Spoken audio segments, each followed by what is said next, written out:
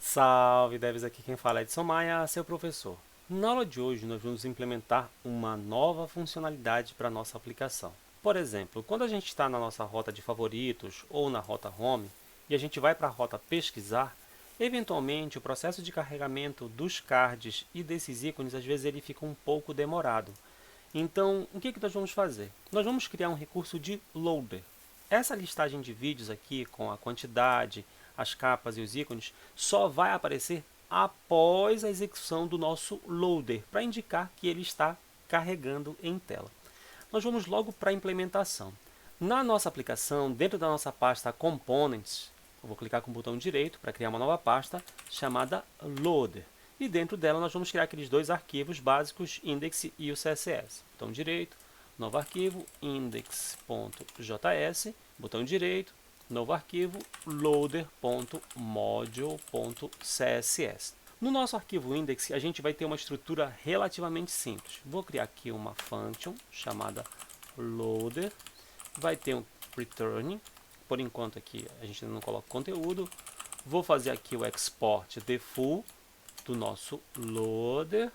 E aqui dentro, basicamente eu vou criar uma divisória, genericamente, com uma class name chamada styles.container. Deixa eu só digitar aqui de novo, styles.container. Dentro dessa divisória, eu vou colocar o meu loader. Uma div com a class name styles.loader, que vai ser uma divisória vazia. Está dando erro de styles porque falta a gente fazer o import dele. Import styles from, entre aspas, ponto barra, loader.module.css. O nosso loader é só isso aqui. Eu vou ter uma divisória que vai ser um container, que vai ocupar um espaço da minha tela, que seria o espaço ali onde ficaria a nossa lista de vídeos. E no meio desse meu container, eu preciso ter o meu loader carregando, que vai ser um spin girando. O CSS, a gente não vai fazer ele passo a passo. O que eu vou fazer? Eu vou copiar aqui o código do CSS todinho. Vou deixar o link dele na descrição aí para vocês. Vou colar. Ele vai ter entre 26 e 27 linhas. Então, basicamente, tem aqui a formatação da class container. Tem a formatação do nosso loader, de fato, que vai ser aquele nosso spin que vai girar.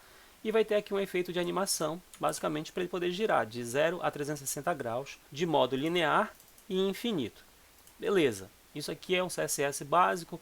Qualquer coisa que vocês quiserem mudar as cores, basicamente a gente tem as cores aqui, branco e vermelho. A gente tem aqui o tamanho dele que você pode mudar, mas se você mudar o tamanho, você vai ter que ir testando aqui a largura da borda para ver qual que fica mais adequada para aparecer o formato do desenho bem bonitinho, beleza?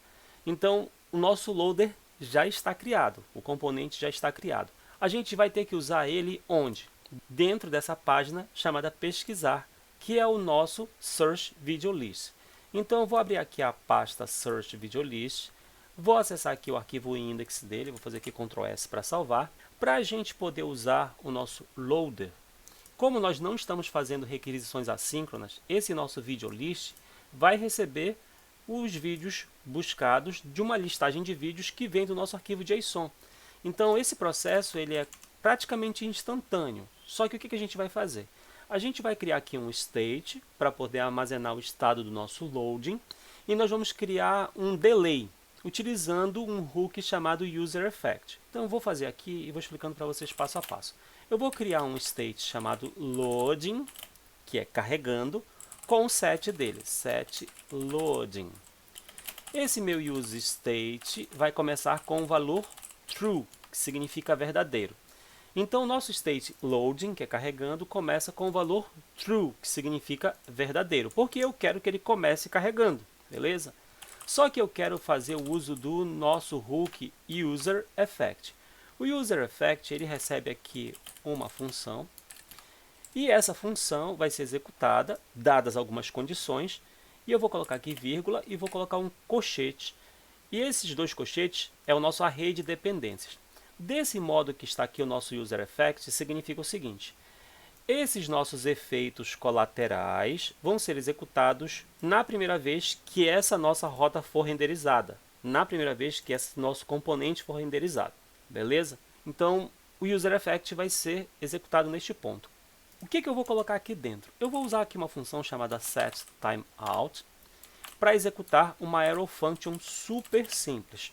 O que eu quero fazer? Após um dado tempo em milissegundos, eu quero mudar o state de loading true para false. Então eu vou ter que declarar set loading como false, vírgula, após quanto tempo? 500 milissegundos, que seria meio segundo. Então, após meio segundo, lembrando que 1 segundo é 1000 milissegundos. Então, 500 milissegundos é meio segundo. Então, após meio segundo, o nosso loading vai deixar de ser true e vai passar a ser false. E isso só vai acontecer na primeira vez, porque eu estou colocando aqui entre colchetes, eu não estou colocando nenhuma variável para poder ficar observando. Eu poderia colocar aqui dentro a variável loading, que é o nosso state loading. Só que eu não vou colocar aqui, eu quero que ele seja executado somente uma vez. Beleza? Então, eu coloquei aqui o nosso hook chamado userEffect. Não apareceu nenhum erro, porque ele já fez o import aqui, mas o certo seria você fazer Ctrl espaço para poder fazer o import dele. O userEffect é um hook do React, assim como useState. Então, aqui eu criei as condições para a mudança do nosso estado. Mas quando é que eu vou carregar, ou onde que eu vou carregar aquele nosso loading? Aqui dentro do nosso return, o nosso video list, ele não vai poder aparecer de primeira. Ele só vai poder aparecer após a exibição do loading. Dado o tempo de exibição do loading, aí sim é que eu tenho que fazer o carregamento desse meu video list. Então, esse meu componente ele vai ser renderizado de modo condicional. E para fazer isso, eu selecionei ele, vou colocar ele entre chaves, porque eu vou colocar aqui um bloco de códigos de uma instrução if ternária. Vou teclar Enter para ele poder quebrar aqui e ficar numa outra linha. Vou colocar ele aqui, tab, tab, tab, vou teclar aqui um Enter para deixar assim, ó. Então, entre esses bigodinhos, eu vou escrever uma instrução ternária. Eu tenho que avaliar o seguinte: se a minha variável ou se o meu estado loading for true, eu quero que apareça aquele meu componente loading, que é o spin girando. Então, loading. Se loading for verdadeiro, então eu quero carregar o meu componente chamado loader. Então percebam aqui. Se não, eu quero executar as ações seguintes. O meu state loading, se ele for verdadeiro, então carrega o meu componente loader, que é o spin que vai ficar girando. Se não, eu quero que carregue o meu video list. Isso aqui que a gente acabou de colocar aqui, essa instrução que nós colocamos, inclusive vou teclar Enter, colocar ela uma linha abaixo para poder ficar um pouco mais legal de visualizar. Isso aqui a gente chama de renderização condicional, ou seja, a gente criou uma condição através de um if ternário para exibir ou o componente loader ou o video list. Beleza? O loader está dando erro porque falta fazer o import dele. Ctrl espaço, vou clicar aqui para poder fazer o import dele. Lembrando que o nosso loader é um componente que eu posso acessar de ponto barra ou voltar 2 níveis, acessar components para poder acessar ele. Beleza? Então, até onde eu lembro, o que a gente precisava fazer aqui no Search Video List era criar um state de loading, trabalhar com o userEffect declarando um setTimeout com um tempo em milissegundos, para poder definir o tempo de duração e exibição do nosso loader, e trabalhar com a renderização condicional. Beleza, qualquer dúvida é só dar uma pausa no vídeo, dar uma observada no trecho de código, digitar e testar. Agora a gente vai fazer o teste, obviamente. Lá na nossa aplicação, a página que já está renderizada. Se eu clicar, ela não vai mudar, porque ela já está renderizada. Se eu for para uma outra rota, se eu voltar para pesquisar, apareceu o spin ali em meio segundo e depois carregou a minha listagem de vídeos. Vou mudar aqui o tempo para 2 segundos, que é 2000 milissegundos. Então o tempo aqui eu mudei para 2000 milissegundos, que são 2 segundos. Vou fazer o mesmo esquema, vou para uma outra rota, vou para pesquisar, demora 2 segundos e depois é que é feito o carregamento. Se você achar que está muito lento, mude para 500, 750, 250, faça o teste para ver aí como é que vai ficar na sua aplicação. Então nós trabalhamos com o userEffect, que é um hook do React. Eu não dei muita ênfase sobre ele para vocês, porque a gente utiliza ele quando a gente vai fazer requisições assíncronas, quando a gente vai trabalhar com contadores, quando a gente vai trabalhar com cronômetros. E nessa nossa aplicação, a gente tem basicamente aqui um contador de tempo do loader. Daí dá para a gente trabalhar essa aplicação aqui do User Effect. Nós não estamos fazendo uma requisição assíncrona dos nossos dados. A gente não está consultando a nossa listagem de vídeos a partir de uma API externa, mas a gente poderia fazer isso.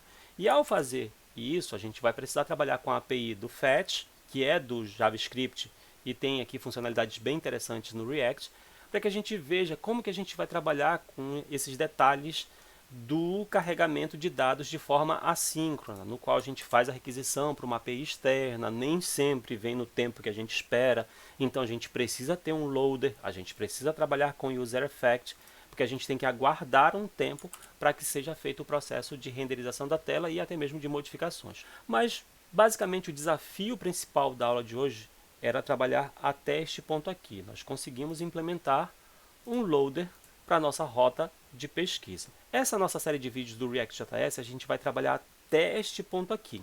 A minha meta era trabalhar em torno de 10 a 20 vídeos para que eu pudesse mostrar para vocês os conceitos principais para desenvolver uma aplicação completa no React.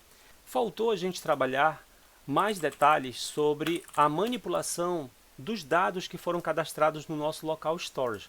Só que como eu não estou trabalhando com armazenamento de dados de forma persistente de fato, utilizando um banco de dados, uma API de fato, eu achei melhor não dar ênfase ainda a estas partes da funcionalidade. Então eu vou fazer depois uma série de vídeos para mostrar como que a gente faz para desenvolver a API para essa nossa aplicação e como a gente faz a integração entre essa nossa API e a nossa aplicação que já foi feita aqui no nosso front-end utilizando o React.js. Então, os focos principais da aula de hoje e da série são até este ponto aqui. Não se esqueçam de curtir, compartilhar e assinar o canal. Salve devs!